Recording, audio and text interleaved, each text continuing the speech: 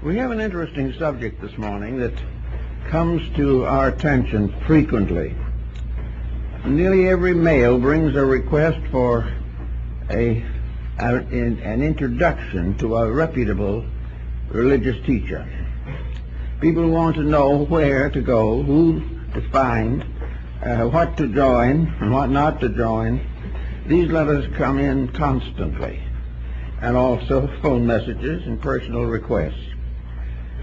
As you probably realize, our organization does not carry on that aspect of the situation. We do not endorse and we do not support any particular individuals or groups. And the support for this point, I think we all need to understand rather carefully. In our search for realities, we have to depend upon some rules, some pattern of plans, purposes, requirements, and fortunately there are such rules, and they are the same in all parts of the world. The teachings of the Arhats of China and the Adepts of Europe, the alchemists, the Gnostics, all of these different groups, the esoteric sections in all cases are the same in principle, and very largely the same in practices, for the simple reason that, like the science of medicine, wherever you are, if you have a certain ailment, you have to take the remedy that is indicated. And anyone seeking truth must follow the path, must follow the ancient, eternal, unchangeable way, because it has to do largely, in fact completely, with the individual himself.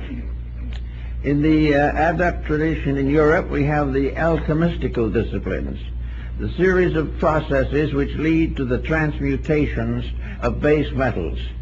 These metals being represented by the planets and by the chemical formulas that are found in the ancient alchemical manuscripts. In the Asiatic side, in Buddhism, or Taoism, Confucianism, Hinduism, we find also that arhatship or adeptship is the result of a specialized discipline. It is a process dependent for its success upon the individual himself. In the Eastern and Western systems, we have the human personality divided into 4 distinct levels. These levels manifest in our physical life as faculties, powers, functions. The lowest of the levels is the physical. Above that is the energy field. Above that is the emotional sphere. And beyond that, in turn, is the mental. These constitute a ladder of 4 rungs, up which the neophyte must climb in order to reach the higher atmosphere, which is the quintessence of the alchemists, the pure Buddhi of the Buddhist philosophy, the symbol of perfect enlightenment. Now, in order to understand this, we must also realize that no one can grow for anyone else. There is no possibility of shifting the responsibility of growth upon a teacher, upon a formula in an ordinary sense, or upon any group of factors. Growth is simply a process of growing. Now, we are all, as non-initiated souls, like children passing gradually from adolescence to maturity. The great teachers of the past instructed us. They were our ancestral guides. Now we must start out on our own. And one of the problems that we face in the present generation is this matter of trying to help young people to go out on their own. First of all, they are going to anyway, because parental influence is no longer strong enough to hold them. You can teach them whatever you want to, but in the long run, most of them will do what they intend to do. Maybe some of them will have difficult experiences and will have to grow through suffering. Others find themselves more independently and become highly desirable citizens. But each has to find its own way by means of the characteristics, the basic integrities with which it is endowed. So when we start to work with the problem of teaching, to try to find a teacher, we know that all a teacher can do is to tell the individual to do certain things. He cannot make anyone do these things. And he can only say, if you wish a certain result, you must set in motion the causes which will result in that effect. If you are not willing to cause it, you cannot have it. No one else can have it for you. The gods will not bestow it. Each individual must earn his own destiny, must fulfill the plan for which he was intended, as part of a system that has as its objective the enlightenment of everything that lives. This enlightenment, however, is a completely individual responsibility. Now, it is possible for a person to become inspired by association with desirable types of thinkers and believers, the meeting of the individual with other persons of high resolve, high intention, noble experience in life. All these things are objective helps, but they do not contribute the actual substance. All they can possibly do is inspire. This is all any teacher can do, is to inspire the individual to do his own job. And anyone promising other than that should be approached with due caution, because of the fact that though most people are looking for someone to give them a painless solution for the mysteries and miseries of existence. We want to do mostly what we please, but we want to find a way of doing it and escape the consequences of our mistakes. This is just not possible. And no matter how much is claimed, the fact remains that each individual must live out his own pattern of purposes. There are rough instructions, however, and some of them are pretty rough, as to how this is done. One of the first is to realize this set of 4 steps, and to realize that the life of sanctity begins at the bottom of these steps and ascends gradually. And in the Eastern system, in the system of the Yoga and the Arhats and the Lohans of China, the Taoist system, and also the Muslim mysticism, the simple fact is that all growth begins with the proper development and integrity of the physical body. The physical body must become the pedestal or base upon which the project is situated or fixed. So the aspirant begins by considering the means by means of which the physical body can be brought into the closest possible relationship with normalcy and harmony. This means that any destructive habit which endangers the body blocks the entire procedure. The individual cannot go along and have a little marijuana now and then and accomplish the things he wants to accomplish. He cannot, it's not possible. The physical body must come first. Now, your ascetics, even in the Old Testament and in most of religions, went out into the wilderness and there meditated and prayed in solitude. We have a wilderness also, but it's called chaos. It's where we live now, and if anything could be more a wilderness, we don't know. This is what the Muslim calls the desert of waiting, the place where everything now lacks the quietude that we associate with the deserts, the mountains, and the valleys. Therefore, we cannot really go away and simply devote our lives to that kind of physical therapy. Naturally, if we could get out of the city, get away from the smog, get rid of our debtors, all these things, it would help. But most persons are not willing to make such sacrifices. So the physical problem has to be solved as it is in Mahayana Buddhism, not by going into the desert and meditating and praying, but facing each day with an increasing degree of internal enlightenment. In other words, the physical world must be conquered in the person. He must find ways of living in this material existence without being damaged by it. Now, this is hard to think about because almost anything we do will damage us. But the thing that damages us most is when we have to do what we do not want to do. Therefore, the beginning of the correction is to stop not wanting to do that which is necessary. We can avoid certain pitfalls by not setting the causes in motion. We can keep the body in the best condition as long as we can by moderate living. We can also make sure that it has proper ventilation, proper nutrition, and has opportunities for peace, quietude, and sleep.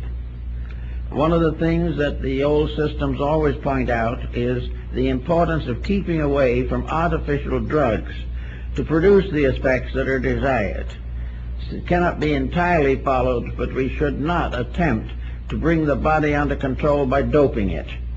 It has to be done by the intelligence of the individual who is the caretaker of that body and is therefore responsible for its functions. He must decide that the body is a younger brother to the mind, and that it is the duty of the elder brother to guard and protect the younger brother. It is the duty of the individual never to neglect the physical requirements of living, but never to accept the extravagances which come from lack of insight. The great life, the enlightened life, must be normal, but it must also be simple. A simple and direct life. Extravagance has a tendency to damage the body as well as the rest of the organism. The process of living in this body only to use it for the fulfillment of self-centered ambitions and purposes is wrong. The body is the servant of an individual who presumably knows what he's doing.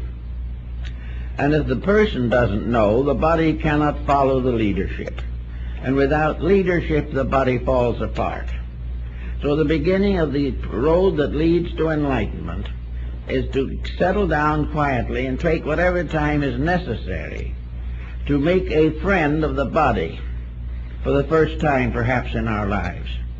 Make the body a valuable and important member of our personal collective. Give the body its rights and its dues. Do not dissipate it. Do not damage it. Do not exhaust it on useless enterprises.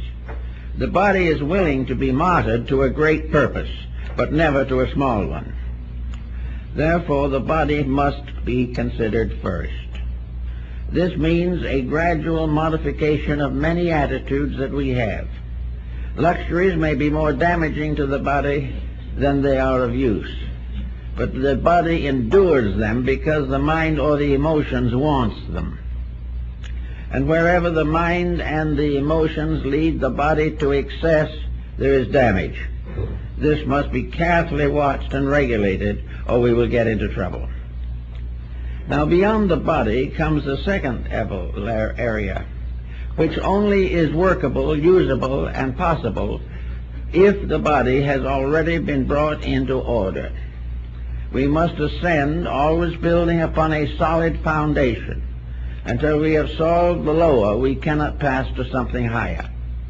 Assuming we have regulated the body, that we have given it all that it needs, but never for a moment sacrificed its well-being for some other purpose of our own, unless that sacrifice is justified by moral expediency, by the need to give something beyond our normal. The individual who gives their life to save another life has not disfigured the body. They have given it to a purpose that is higher. That which is higher is always the basis of the realities and the right values of things. But assuming that we now live simply, that we are not subject to extravagances, that we are not dissipated, and that the body is not disturbed by any external situation, that the body is not working for something, not working for something that is worthwhile, that it is supporting an extravagance of the mind and not the need of its own integrities. So the body being settled, we pass to the second level, assuming that the body has now been disciplined as the first step of discipleship. The energy fields or vital body, etheric double of the physical, is the source of our supply of life force. It is that which animates all things and makes them alive.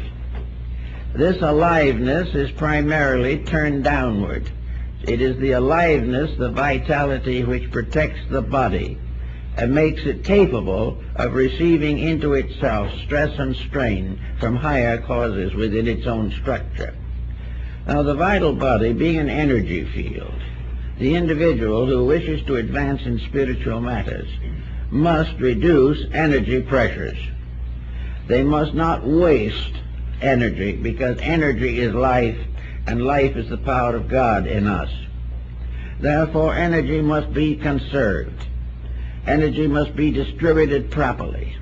We come almost under a heading of physical culture here. We have to see that the energy field is given ample opportunity to express itself constructively, but that any intemperance which wastes energy becomes a leakage in the energy field. And through this leakage it escapes and is not available for reasonable purposes. Energy to be maintained must have proper nutrition. It must have proper rest and relaxation. It must be energized by a physical body that is temperate and therefore does not waste or destroy energy.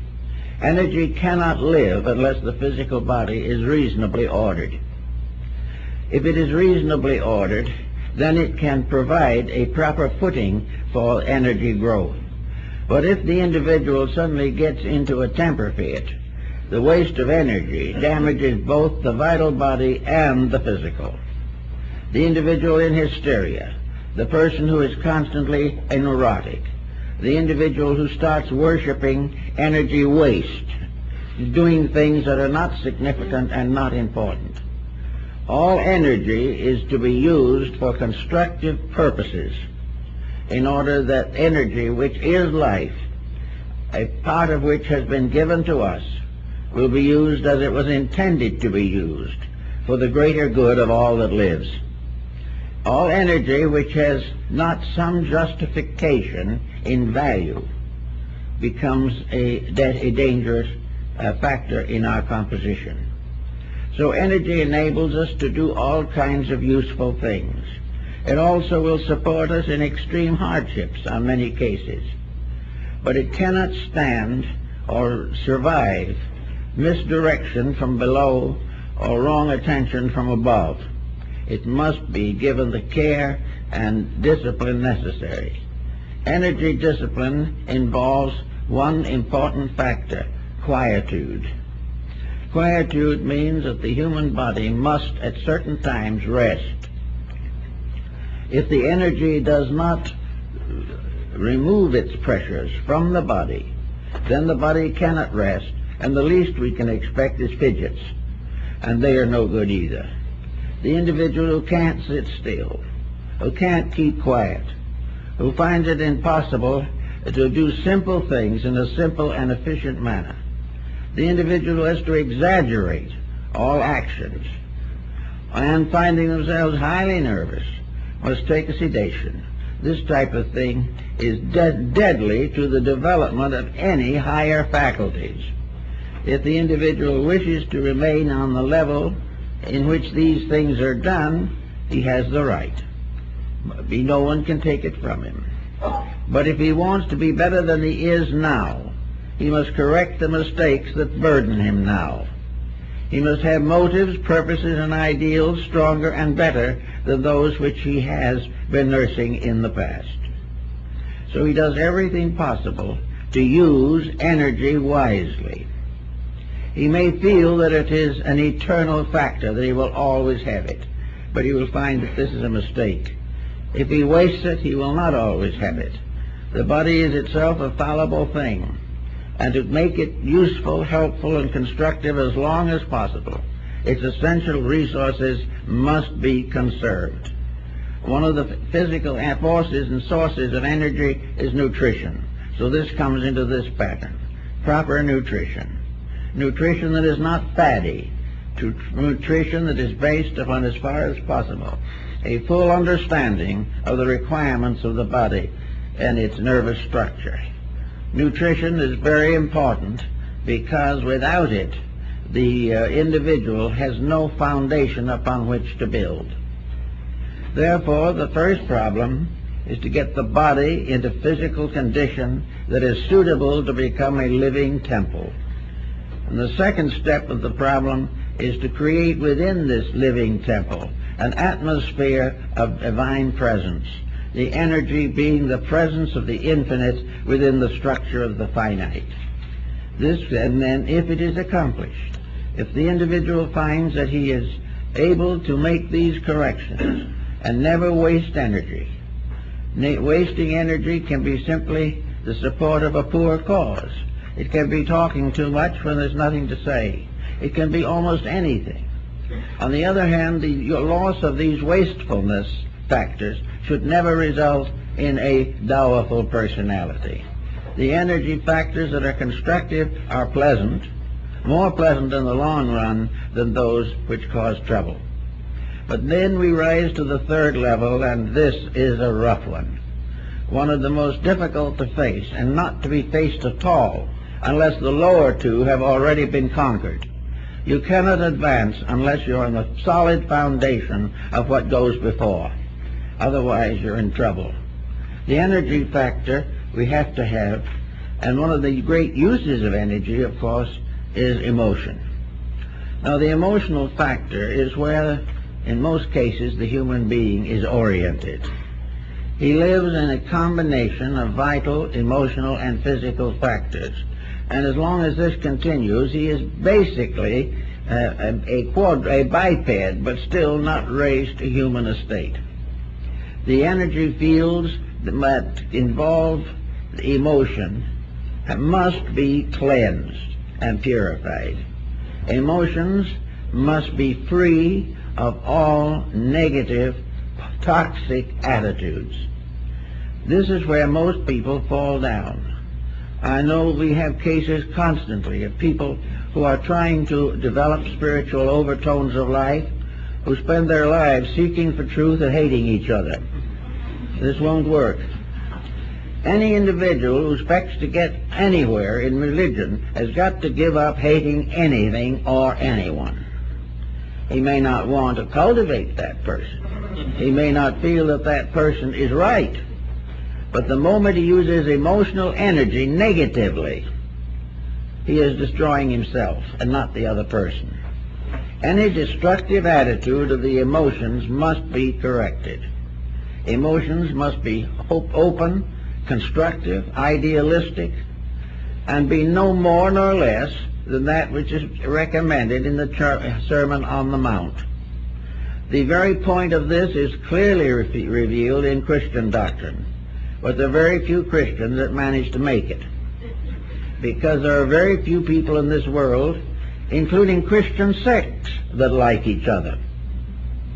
This problem of constant competition of feelings, the tremendous aggressiveness of ambitions, the determination to get back at someone, or to go on moaning through life because of a tragedy, misery, misfortune that has occurred.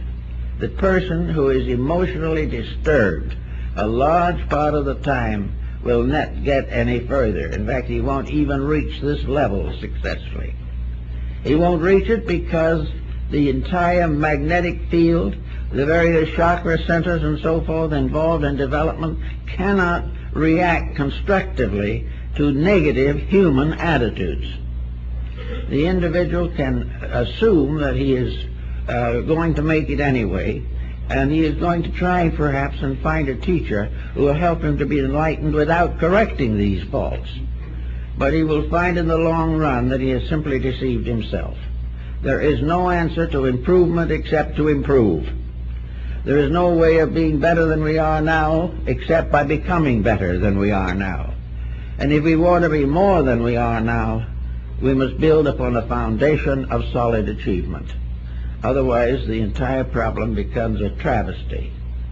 Now, in religious organizations, we find a tendency, especially in modern times, to overlook or gloss over lightly these problems of conduct in relationship to spiritual growth.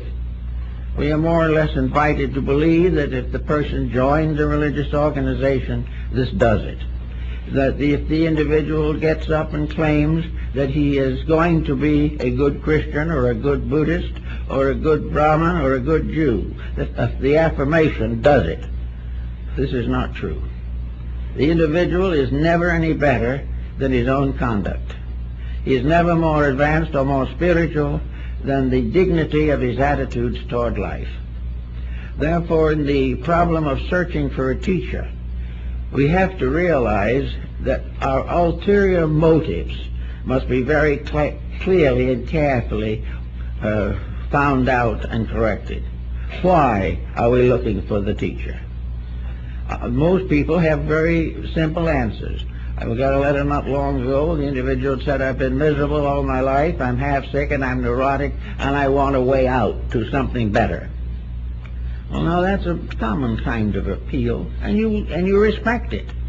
It is something to respect. But the only way this individual can get what they want is to change themselves. And anyone who promises to give them enlightenment without correcting their faults is themselves deceived or unaware of the facts. How can we change a person who is resolutely determined to stay as he is? How are we going to correct the condition or the faults of a person who is perfectly willing to correct his virtues a little more, but will not for one moment change his faults? Now, faults are funny things. On a personal level, they've broken more homes probably than any other factor in history. Second place probably is religious conflict, then political conflict, then racial strife, then national misfortunes. Everywhere in the world, man looks for peace, but he expects to achieve it by overcoming his enemy. We are right now in a heavy political situation all over the world. We are faced with the danger of a great war to create peace. And this is what happens in nations, and it happens in the individual. We cannot be happier than we are unless we earn a happiness greater than that which we have now. We cannot get over our troubles unless we correct the causes of them. And this is an esoteric doctrine that has sent the yoga student and the Zen man into the mountains for centuries to fight this out, to come to the final conclusion that you have to be right or you will continue to suffer. Now, rightness in the case of emotions is, as you have realized, the Bodhisattva doctrine of Northern Asia is the doctrine of the love principle. Christ says to love our enemies. And now it's mostly impossible to get along with our friends, let alone our enemies. We are expected to do these things, not read about them. We are expected to look around through our own lives and say, this is a messy spot and I've got to clean it up. Or I haven't spoken to my brother in 20 years, it's now time to get around to it. Well, so he writes his brother, and his brother doesn't answer. Well, that's too bad. But he has done what he could. He tried. He must make the first step. If the other person doesn't accept that first step, that he can't help. I made that suggestion to a man not too long ago who had a cousin who he had not spoken to for years. And I suggested write the cousin and find out. So he wrote a card. I think he wrote a birthday card. He remembered the birthday of the cousin. He got a 15-page letter back. The cousin had been waiting for years to try to make it up and didn't know how. These are the things that happen. We cannot do anything unless we try. And in the emotional level, we have to try to get away from hurting anyone. Because as we go on hurting others, we hurt ourselves the most. Now this is where many people get into trouble. They cannot get away from a certain negative reaction to society around them. This is largely due, of course, to the condition of society. No one questions that. But this condition of society is the consequence of the individuals all feeling this way. Somewhere we have to break the impasse, and the only place any individual can break it is in himself. So we have to start in to use the emotions constructively. Emotions are to be beautified and nobled. They are to become more pure, more understanding, more generous, more forgiving. In every case, all emotional attitude should be dominated by integrities, dedications, and devotions. There should be nothing in the emotional life of the person that is a cheap compromise with principles. If he is compromising, then the problem won't get any better, and illumination remains far, far away. So the person, instead of taking lessons or trying to meditate their way out of their problems, should sit down and say to themselves, I meditate every day. Can I say honestly that every day that I meditate, I live better? Am I depending upon spending a time in affirmation or positive thinking and then going out and doing exactly what I did before? There must be no interval. The Swami Vivekananda pointed out definitely that there should never be the slightest inconsistency between meditation and its attitudes and the conduct when not in meditation. Meditation is a way of life, and a proper life is in meditation through all waking hours. Not in that, sacramental way, but it's simply a kindly, gentle, well-wishing for all that lives. Emotion also has to be fought out on the plane of selfishness. In these days, selfishness has become so important that we permit it to influence and undermine our integrities. The individual feeling that he wants to do something, feeling that he wants freedom, walks out on a home. The individual feeling they want to have greater estate, walk out on their family also. Everywhere the individual is thinking of himself only, what he wants to do, what he wants to be, and the magnificence of a career of his own choosing. If we watch the papers and watch the records carefully, we will see that nature itself is already stepping in to prove that this attitude is wrong. We've used it for years, and the world is in the worst conditions it's been in recorded history. The great freedoms we talk about have made us slaves to freedom. The great dominations of each other that we've talked about has produced a world of slaves. And most of all, we are the slaves of our own attitudes. So on the emotional level, it is necessary for the individual to control his own life in a friendly, loving manner, to try to do the best job he can under the circumstances, never to get the most he can for doing the least he can. The moment this happens, a strange spiritual barrier is raised which we don't recognize, we don't know about it, but it has put a block on our thinking and our understanding, and while it's there we can't go any further. It is for this reason that in the ancient wisdom teachings, the corridors and byways of the underworld, where we are all struggling, were also beset with evil spirits and monsters and dragons and all kinds of horrible and frightful things. These frightful things are wars and pestilences and disasters and plagues, all these things, and the little private antagonisms of people that go from one generation to another, passing on a hatred the cause of which is forgotten. All this type of thing is part of the emotional life, and the emotional life should be simplified into kindness. In the Buddhist philosophy, the Lord Maitreya is the next world teacher. The word Maitreya means, or when translated, kindness. Therefore, kindness is the next great avatar that must come to redeem the world. And wherever kindness ends, it must begin with us. Kindness is something that must so dominate that all negative attitudes and negative feelings are simply given up as useless. And the person finds that in kindness and forgiveness, that he will have a great sense of warmth, of integrities, of kindness, of fineness within his own nature. Otherwise, he will continue to live under the shadows of old memories, old bitterness, and this and that. Also in the emotional realm is the problem of emotionalization of our own conduct. We look back upon a life that we have lived for many years. We realize that in that life we have caused trouble and we have been troubled. We have had a difficult problem raising a family. We have had divorce or damage to our home and domestic relationships.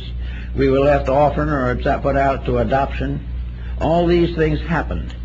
Or perhaps we were spoiled, given everything we wanted, and brought up to believe that we live for the principle of fulfilling any appetite that we feel. This again is a great detriment. But in all problems we have to look back upon the emotional background of ourselves and remember how we felt and why we felt, and say to ourselves very simply, are these old emotions still hurting us? That is really one of the bases of psychoanalysis and psychotherapy. Most people who are neurotic or frustrated are in trouble largely because of their own memories.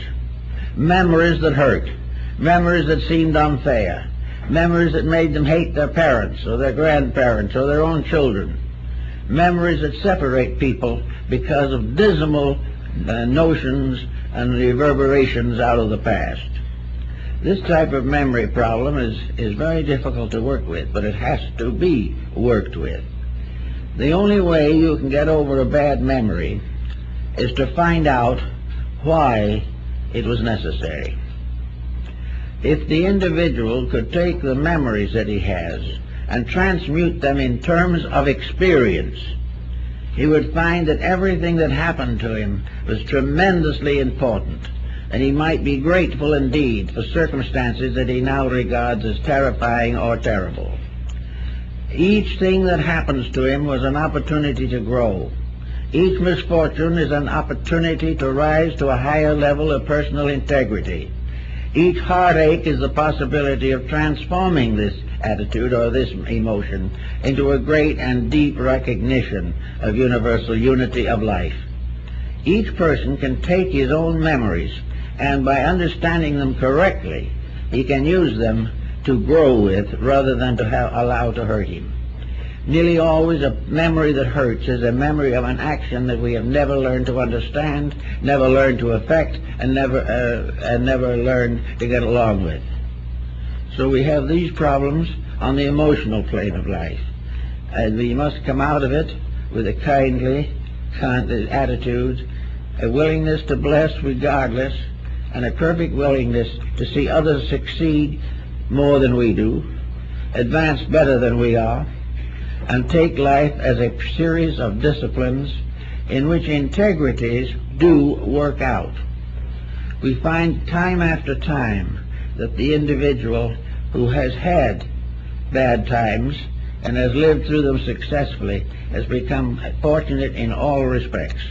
It is a case of living through it and growing with it, and not allowing oneself to turn into a dope addict or an alcoholic because of a miserable childhood. All of this is an emotional frustration.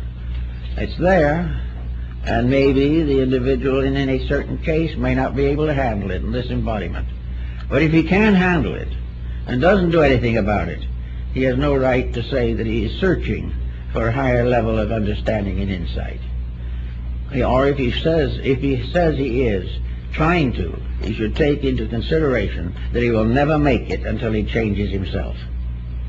Now beyond and above this, we have the next level, which in Jnana Yoga represents, in a sense, wisdom, the mind.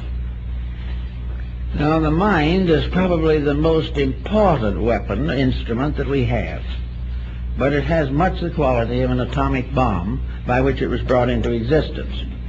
The mind is an attitude of individuality.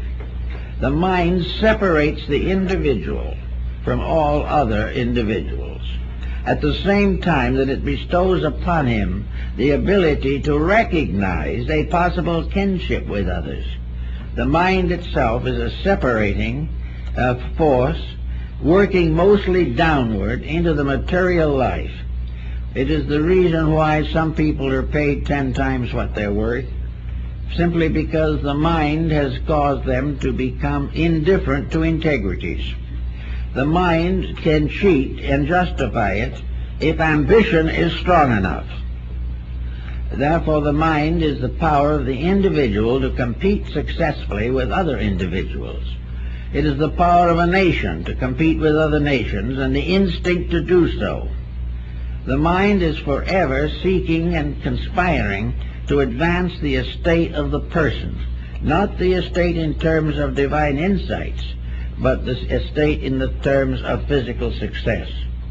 And yet the mind is not that negative an instrument, is not intended to be so used.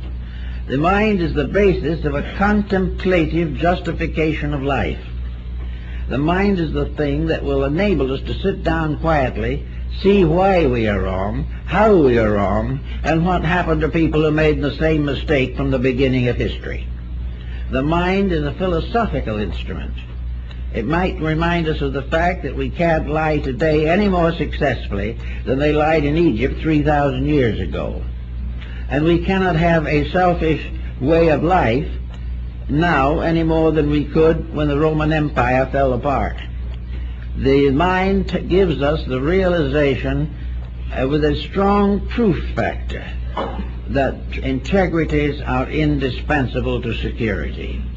The individual who endangers the security of others is endangering his own. And the individual who assists the development of others is contributing to his own development. Because he must, in order to develop, have an environment to develop in. He must have others around him to develop with. He must have opportunities to learn, to grow, and to understand. And if he becomes isolated by his own selfishness, intolerance, aggressiveness, all these factors, he is left naked to his enemies. So the mind is something that someone may say would be a good basis upon which to discuss the problem of a teacher, what we need in the form of a proper instructor. A teacher in this case must be as it is in school. A teacher teaches arithmetic, he teaches geography, teaches history, and a little grammar. A little weak on the grammar at the moment. But the fact remains that the teacher passes along the instruction that has been accumulated out of the past. Now, this instruction is useless and worthless unless its morality is recognized. Unless instruction shows why people got into trouble and shows how they got out of it if they did. If instruction doesn't teach us to correct our own faults, develop our own virtues, and establish an integrity in life, then this instruction is worthless. And more or less this is what is happening. The instruction teaches us now how to buy and sell stock. It teaches us how to get more money by the hour for working, if we work, and when we work. It gives us the opportunity to build a great career, which will end by having a yacht somewhere in the Bahamas. It does all these things that consequently come to be regarded as the perfect evidence of the power of mind over matter. It is the perfect proof that constructive thought can make us rich. But are we going to be constructive rich? Or are we gaining this wealth by the compromise of constructiveness? The moral value of the mind is of the greatest importance. What is it doing? What is it? Is it a relentless power instrument? Is it just a vast technical computer? Is it something that is soulless and purposeless and only gives us the facts to do with as we please? Or does the mind explain a little to us why things happen and why we can make different things happen in our own lives if we really want to? Is the mind serving us? Is the mind helping us to grow, or is it simply helping us to be lazy? Does the mind mean that we are making better use of our talents, or simply getting more for them and making no good use at all? Is the mind giving us a success in the terms of real estate and stocks and bonds, which incidentally can be wiped out very quickly in spite of mental ingenuity, or more usually because someone else's mind is smarter than ours? This is all part of a great delusion, and yet with this delusion we try to live.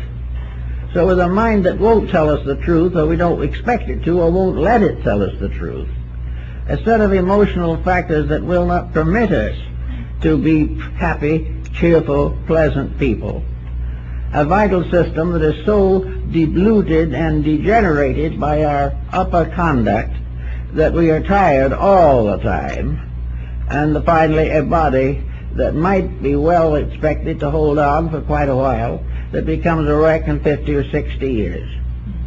Now this is the pattern against which the ages put up the pattern of human growth. Everywhere we look, we see that nature is insisting upon improvement. Nature will not sustain that which is not growing. Nature will not tolerate forever that which is contrary to the common good. If we want to be successful people, we better get started copying the way nature does it, and not expect to have some strange abnormality make us satisfied and happy.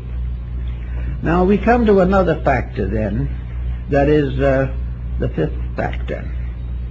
We can call it what we want to. The Buddhist calls it Buddhi, or the Bodhi of upper intelligence. It has sometimes been called the divine mind. It has been called the upper mind, the psychic mind, the soul mind.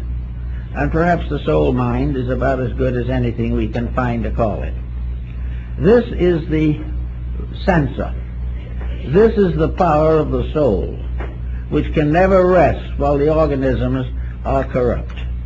The soul is that which is a small silent voice, but it's there forever. It is something that finally forces us to recognize that we are not doing what we ourselves really want to do, that we are buried in the confusion of our own ambitions. So the problem of the soul becomes something that is higher than mind. The soul deals in finalities.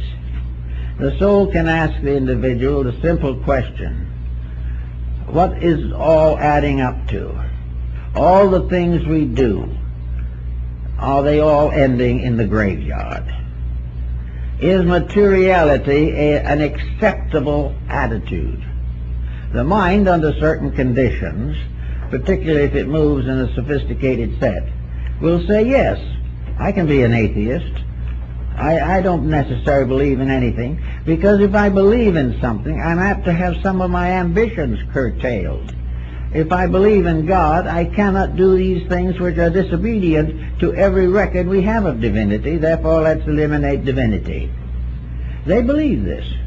They say that the universe is what we make it every day, nothing more, nothing less. It's a machine. And it's a kind of a computer that apparently makes as many mistakes as our new computers make. And that's numerous. But the universe is not a computer. The universe is a mass of obvious intelligence. It is the most supreme example of a wisdom beyond comprehension by man. The universe is a tremendous living organism which, in spite of anything we believe or do not believe, is always right. We cannot break its rules. They are bigger than we will ever be. We have to live within it. Therefore, the psychic part of man, the soul, says very simply, what is a man worth when he has lost all his worldly goods? Answer, he is worth exactly what he was before. The entire problem of success as we know it, within very moderate and normal conscientious details, may be necessary to our survival here. A reasonable amount of endeavor, a useful and fulfilling career if possible, an honest day's work honestly done, no one doubts or questions. The question is, to what degree are we using these instruments that have been given to us simply to add to something that adds to nothing? How are we going to do, what are we going to do about the yacht and the Bahamas when we aren't here anymore? And how long will it be? Many individuals seem to act as though they were going to live forever, and then mistakes cut them down, mistakes of their own making. So why should we destroy our integrity, corrupt our families, destroy our civilizations, impoverish humanity, leave half the earth starving to death, in order that a few, or even more than a few, can do something very important now, like amassing a great fortune? What is it all about? Before the individual can hope to go on to the esoteric worlds of thought, he's got to think these things through. He's got to come to the final conclusion that he must clean the inside of his own cup. He must see that his own life is as far as is humanly possible, brought under moderation, under a conscientious use of what he has, and a continuous dedication to the service of his fellow men. These are the things which, to the gurus of old, were the indispensable values. Now, the Indian gurus who had their disciples have become a legendary kind of group. They were persons who became the spiritual parents of young people to give them a training or an insight or an understanding. Very often the young people went and lived in the ashram or in some hermitage where the guru lived. They lived a very simple life. They lived a very quiet life.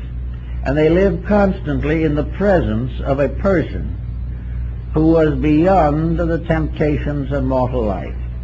The guru was a living embodiment of the teachings that they hoped to come to. The guru had no material possessions. All his worldly goods was a lota, a bowl which was to be his begging bowl. He had a few little strips of cloth, a bead or two around his neck, a dhoti around his waist. This was all the material possessions he had. He lived only to help and educate and enlighten his disciples. Therefore, for these young people who lived with him for 5 or 10 years, day or night and night, he became a living example of being exactly what he taught. Now, this is very important. He gave the example of no exploitation.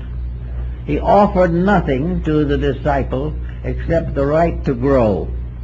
He offered no satisfaction, no end to personal problems, but only a quietude which would cause these problems to solve themselves. The guru was a living example of what is accomplished by simply being in the world but not of it. And the disciples who came to him became teachers in their turn.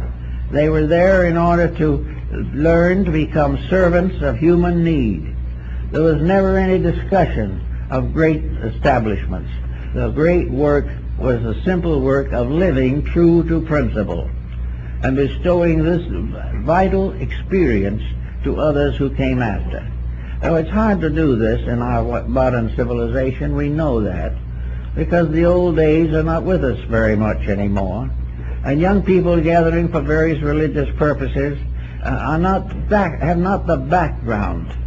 These two students that came to the gurus came from families that had religious domination in thought and philosophy for maybe 50 generations. We have nothing like that today. We have no way of classifying or finding out just how to judge the validity of various paths that seem to open. But we can do something. We are not powerless to make certain decisions that are really useful to us. One of these decisions is that we can be slow to become involved in an organization or in a teaching which we know nothing about. We have the right to observe. And those who desire to join an organization must not and should not be over-influenced by promotional material or things of this nature. The individual who is wise in these matters will do well to observe this group of people very carefully and probably hold decision for at least 1 year. If during that year they have evidence of the integrity of those people, the dedications that they have to the higher principles of life, that they are free from ulterior motives, and they are free from emotional combativeness, they are neither worriers, nor fearers, nor hopers, but they are workers. If in the end of a year it proves conclusively that this group is getting along well together, that kindness has been born among them, that friendship is their common term, and that they are dedicated to a purpose that is commendable. At the end of a year of observation, the individual may feel that he can decide wisely whether or not this particular group is for him. The same type of thing occurs in connection with individual teachers. They should be observed. Their motives should be analyzed. The individual should try to get over his terrific pressure to get spiritual quick and find out whether there is any substance in the matter under consideration. He must try to gradually get away from all inducements that are offered to him that are not part of the integrities of universal truth. That he is being invited maybe too strenuously, that he is not ready for what is being offered to him, or that those who are offering it do not have a proper dedication on their own parts, that there is not a true recognition of the fact that the entire course of spiritual growth is the long, quiet journey home, as Plotinus called it. It is the trip back to the source of ourselves, to the great foundations and integrities that were made flesh and dwelt in us. Therefore, our entire purpose is to grow, and by growth, to serve. And this gives us one more final attitude about the matter. And that is, what do we expect to be if we grow? If we achieve the enlightenment that is promised, if we attain to the tremendous internal vision that we would like to have, what are we going to do? What is our use going to be? Are we going to use wisdom largely to keep our own contentments? Are we going to use this wisdom to get away from all troubles, difficulties, labors, and worries? Are we going to use this to become superior to other people? Is it going to glorify us and gratify us to know that we have achieved? All these attitudes are for the most part wrong. The answer lies again that the only reason that we can really want to grow rightly is that we may become instruments of the attainment of universal growth for all that lives. In other words, we become servants of something higher no matter how high we go, until finally we are the servant of truth itself. And until then, the journey isn't over. And when we are servants of truth, we are in slavery to reality. There is nothing beyond that we can go.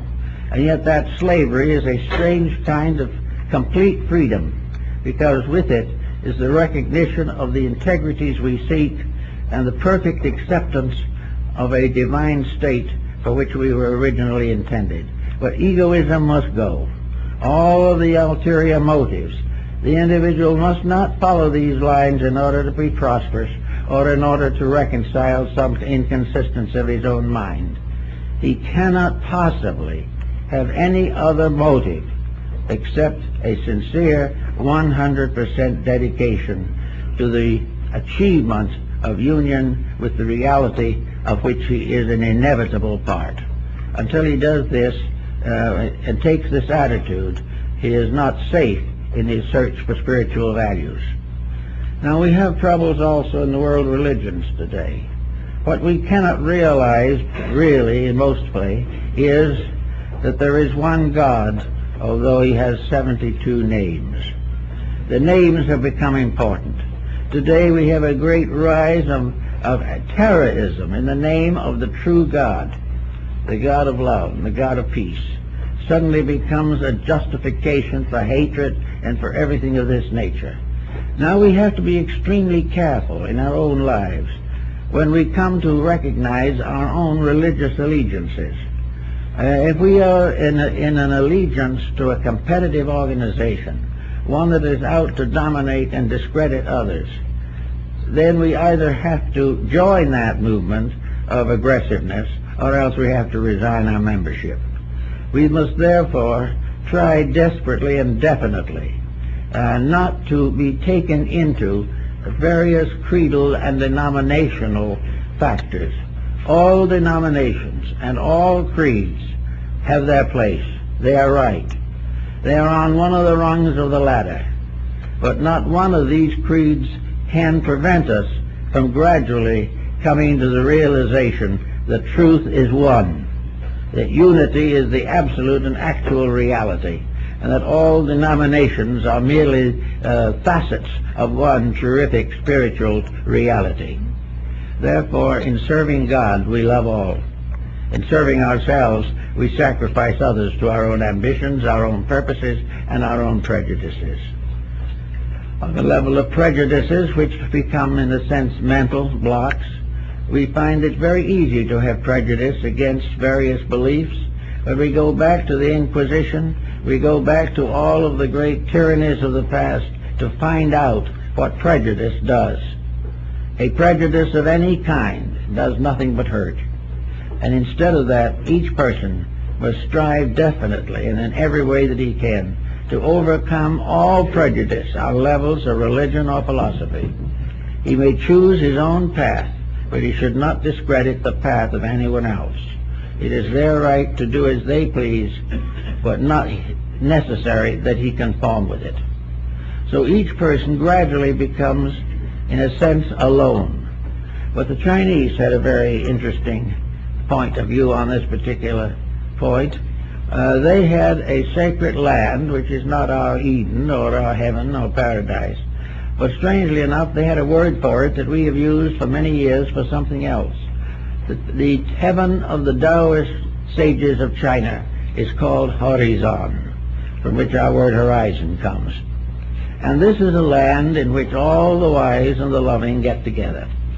And they go in little ships, their own souls, to this great and beautiful garden world.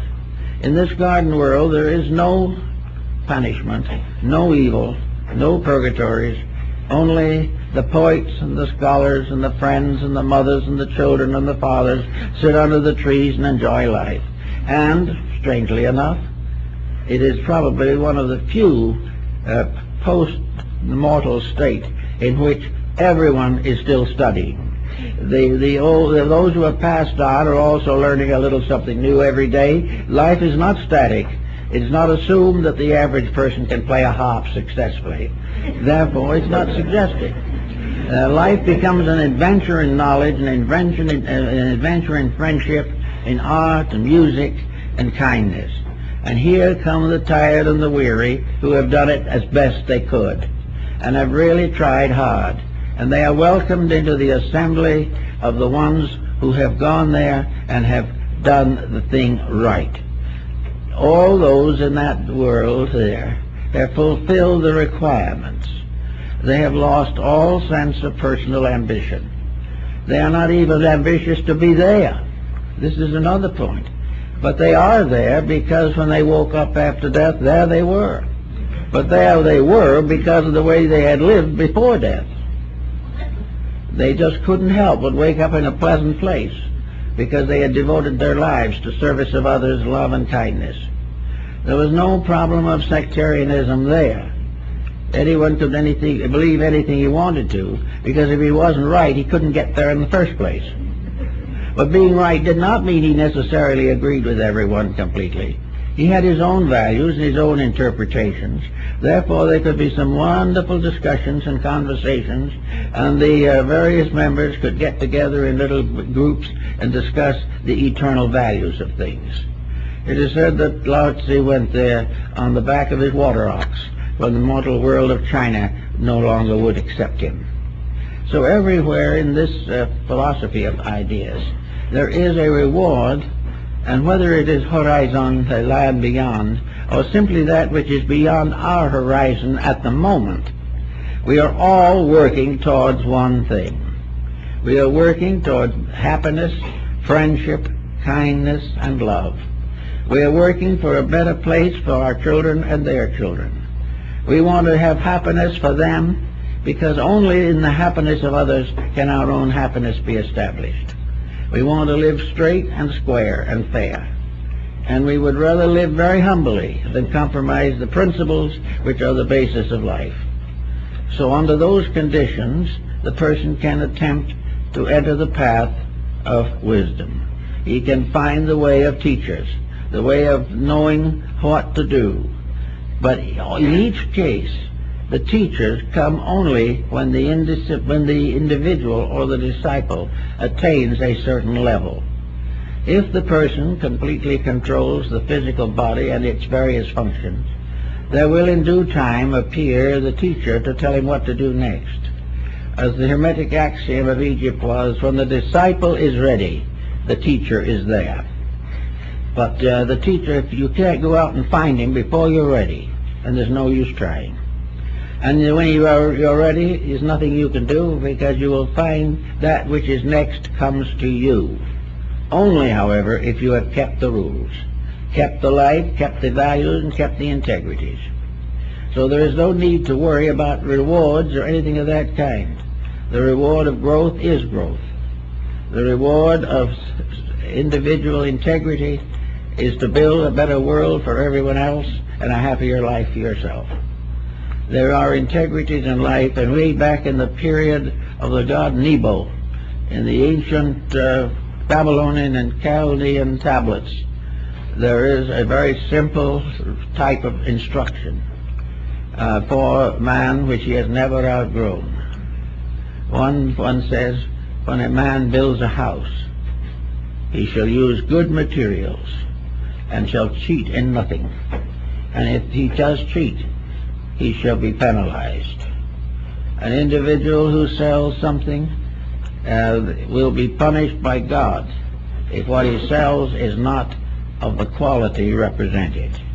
Now, this was 3,000 or 4,000 years ago. But no matter what we do or how hard we try, we will never make those thoughts untrue. They cannot be changed. And if you don't believe that, watch what's happening today and see how everything is being shotted and nobody is happy about anything. The integrities are the basis of spiritual growth, and the life and the race and the people who have achieved integrity will have no problems to worry about here or in times to come.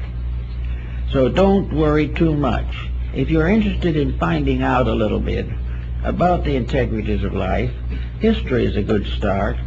It's very impersonal, and if it's well written, it tells you what happened to other people when they did the things we are doing. We will learn when they did it right what happened that was good, and when they did it wrong how punishment was inevitable.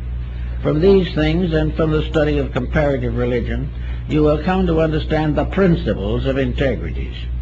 You will come to understand the importance of the realization of universal brotherhood. You will come to the realization of the importance of accepting the normal responsibilities of life, not only with resolution, but with joy. That everything that is necessary is right, and that it is our privilege and opportunity to understand these right things and rejoice in them. We should not feel that a virtue is something we must sacrifice much for.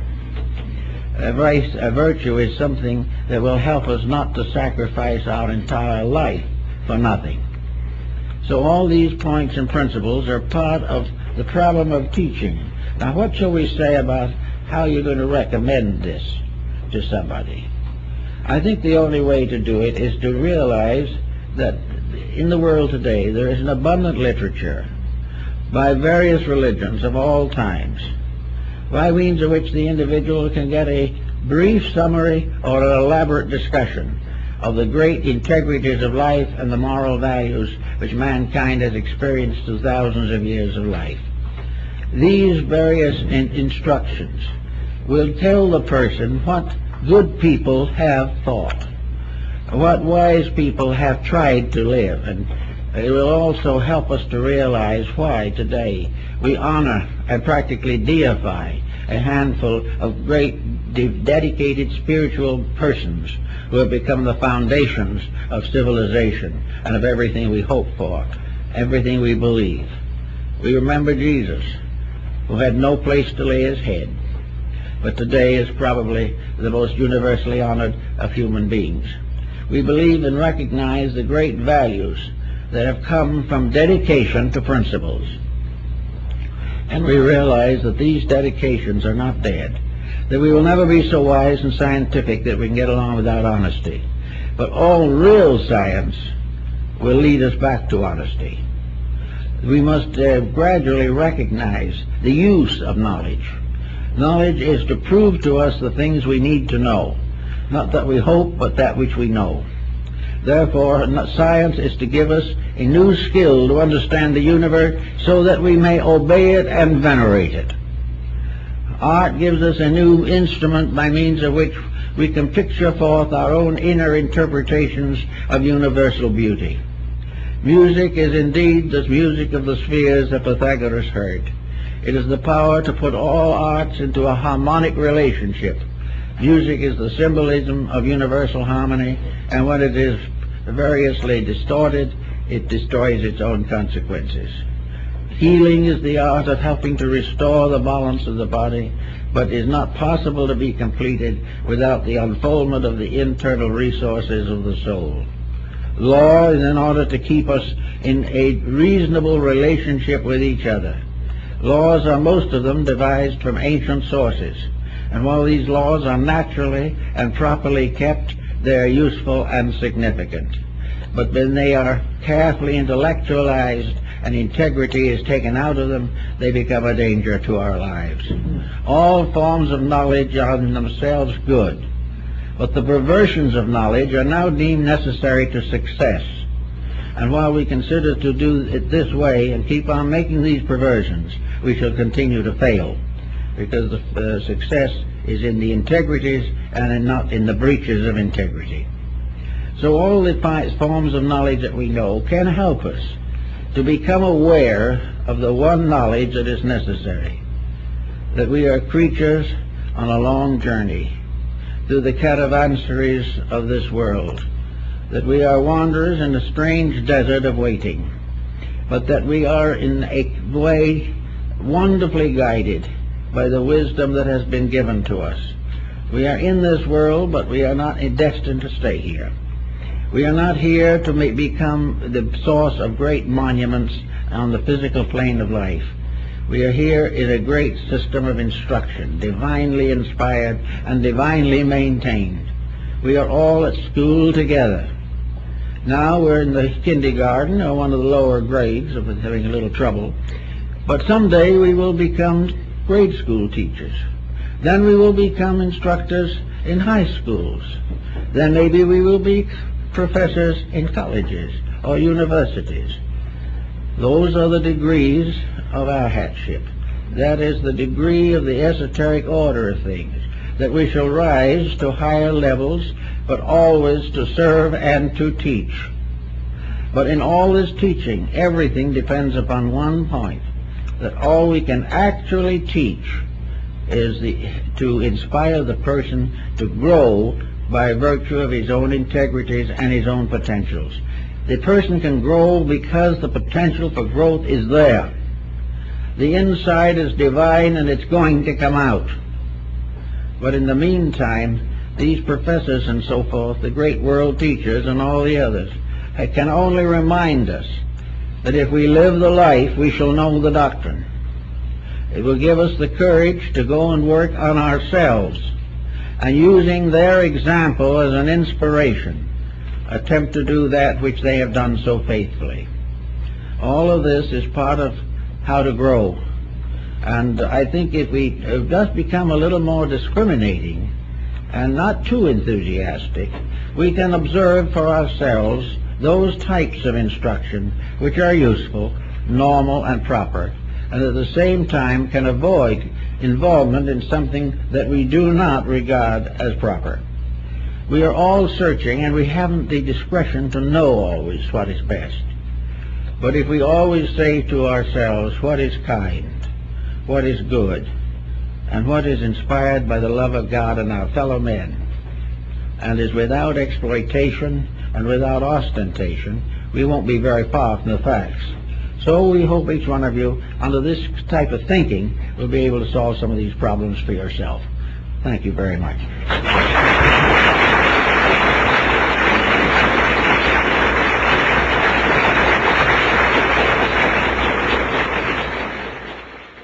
The physical body must come first. Now, your ascetics, even in the Old Testament and in most of religions, went out into the wilderness and there meditated and prayed in solitude. We have a wilderness also, but it's called chaos. It's where we live now, and if anything could be more a wilderness, we don't know.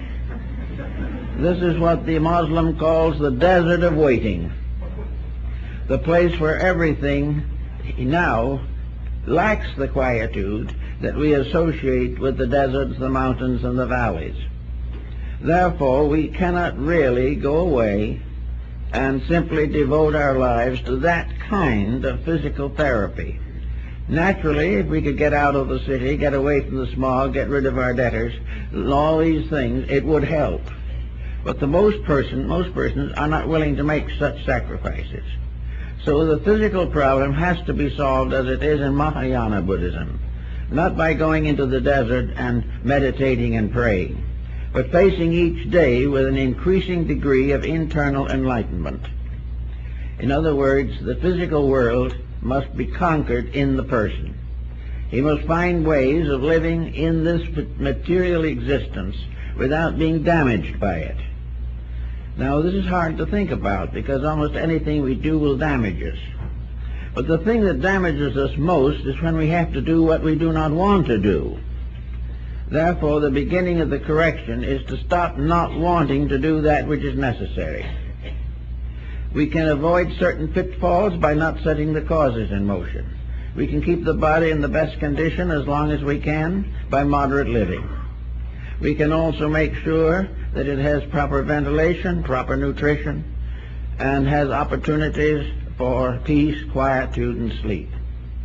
One of the things that the old systems always point out is the importance of keeping away from artificial drugs to produce the effects that are desired. It cannot be entirely followed, but we should not attempt to bring the body under control by doping it.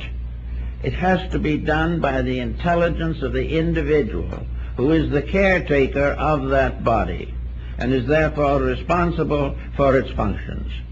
He must decide that the body is a younger brother to the mind, and that it is the duty of the elder brother to guard and protect the younger brother.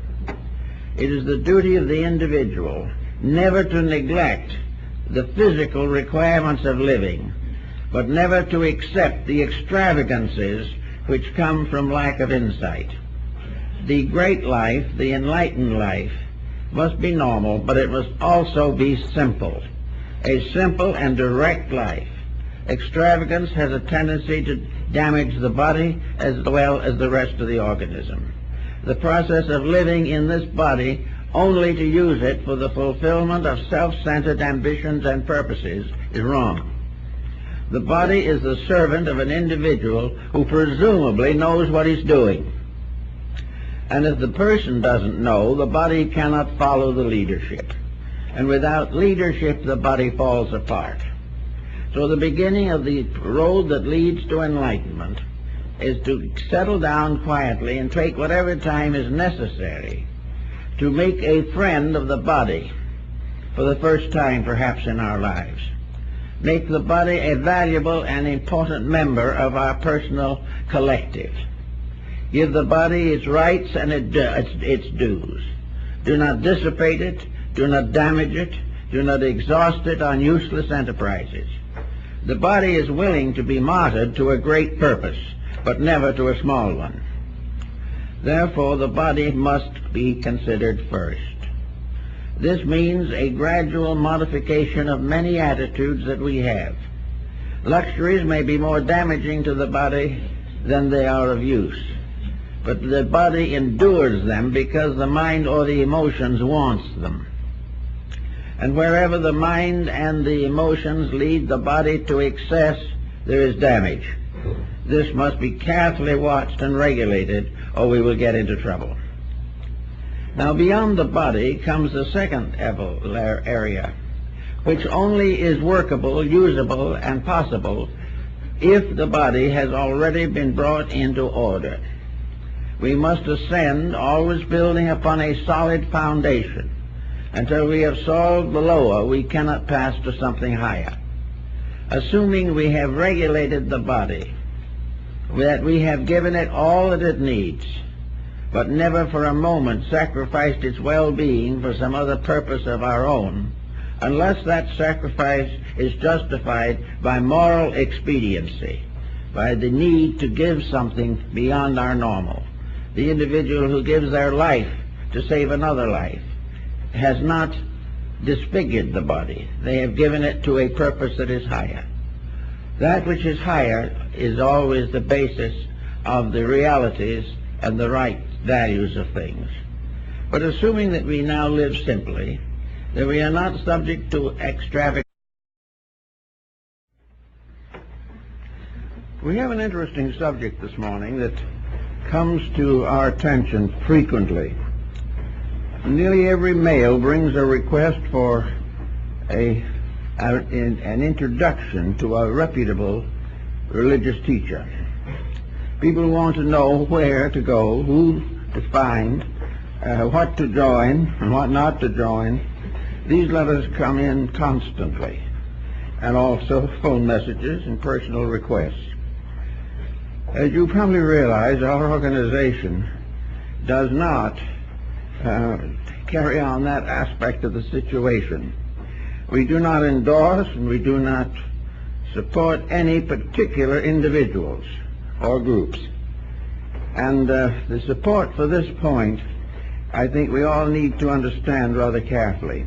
In our search for realities, we have to depend upon some rules, some pattern of plans, purposes, requirements, and fortunately there are such rules, and they are the same in all parts of the world. The teachings of the Arhats of China and the Adepts of Europe, the alchemists, the Gnostics, all of these different groups, the esoteric sections in all cases are the same in principle, and very largely the same in practices, for the simple reason that, like the science of medicine, wherever you are, if you have a certain ailment, you have to take the remedy that is indicated. And anyone seeking truth must follow the path, must follow the ancient, eternal, unchangeable way, because it has to do largely, in fact completely, with the individual himself.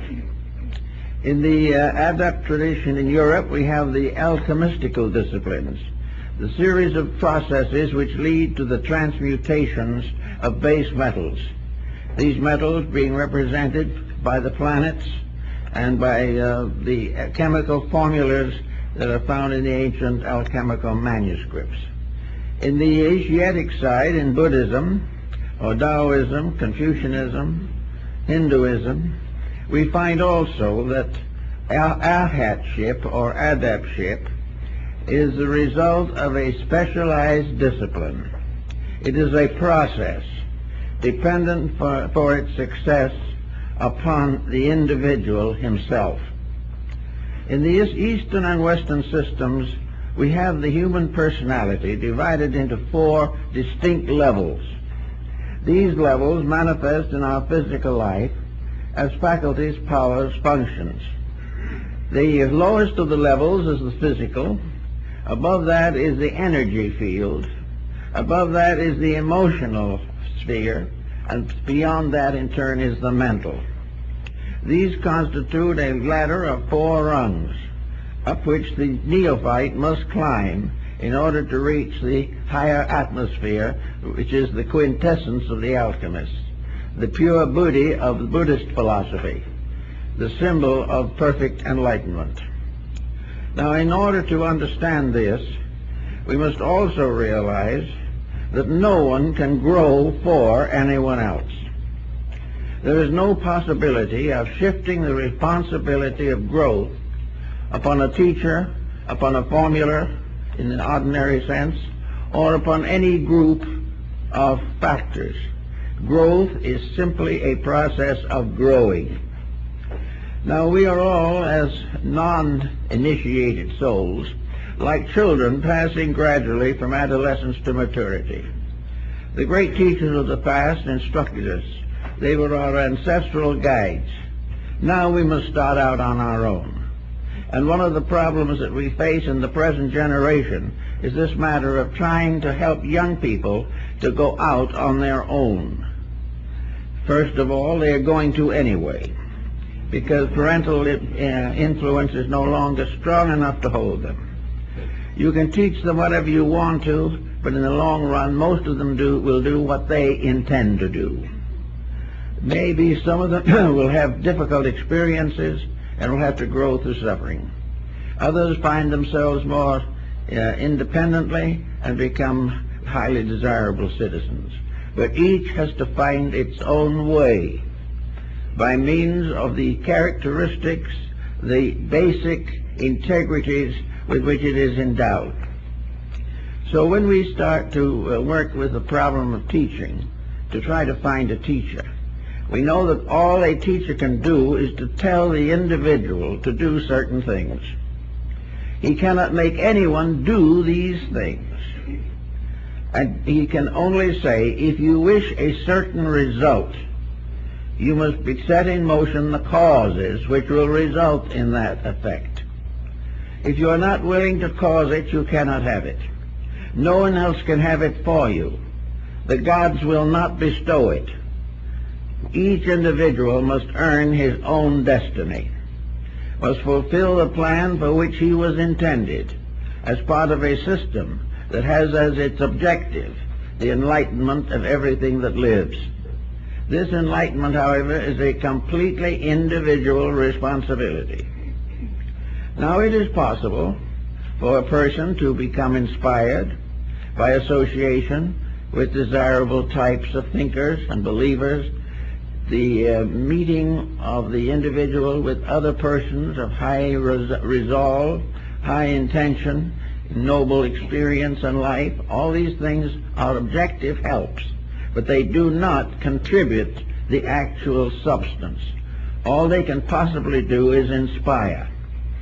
This is all any teacher can do, is to inspire the individual to do his own job. And anyone promising other than that should be approached with due caution, because of the fact that though most people are looking for someone to give them a painless solution for the mysteries and miseries of existence. We want to do mostly what we please, but we want to find a way of doing it and escape the consequences of our mistakes. This is just not possible.